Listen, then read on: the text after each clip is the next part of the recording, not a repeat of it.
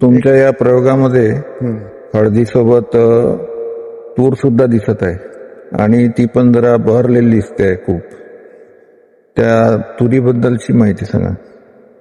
तूर मी लावली 16 फुटावर, 16x8 वर तुरीचे लागवण आहे. आणि तूर हे शेड क्रॉप म्हणून, म्हणजे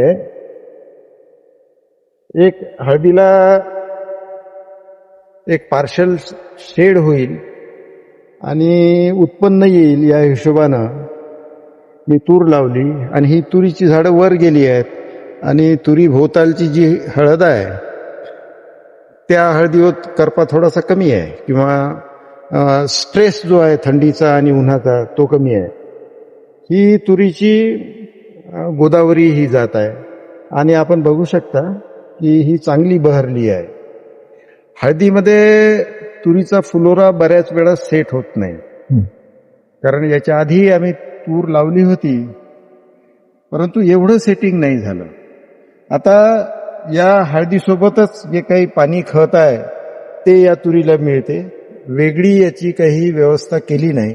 आणि त्या हळदीच्या व्यवस्थेमध्येच हे एक ॲडिशनल क्रॉप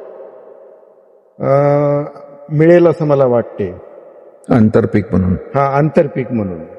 तर पुढच्या वर्षी सुद्धा मी हळदीमध्ये तूर लावणार आहे, कारण यावर्षी माझा प्रयोग यशस्वी झाल्यासारखा मला वाटतो. आता या 16x8 मध्ये या 2-2.5 एकरामध्ये किती तूर झाली मला ते मी तुमच्याशी नंतर शेअरिंग करेन.